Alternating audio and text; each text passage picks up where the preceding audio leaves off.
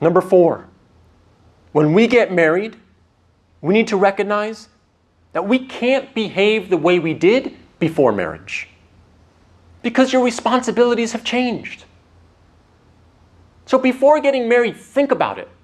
Think about it very practically. How are you going to be now that you're living with another woman, you're living with a man? How is that going to change things for you? Think about it deeply. And I made the mistake, I didn't think about this too much. And what I did was, after our honeymoon, when me and my wife got back home and we settled in, that Saturday, the first Saturday after our honeymoon, I had a home business. I woke up, made my salah, and my wife was expecting me to come back to bed. I went into our home office and I started working, as I normally did as a habit before I was married.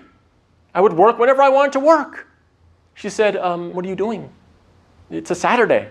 I said, yeah, so? I work on Saturdays. No. You're married now. I'm here. Come back to bed. Let's rest. Let's wake up. Let's do other things. Let's do other things that married couples do. So your responsibilities change. Think about this deeply. And think about, can I adjust? And if your wife or your husband says, you know what, it's okay, you can do that, that's fine, good. But negotiate, talk about it, communicate. So the expectations of how things will be after marriage are clearly understood long beforehand.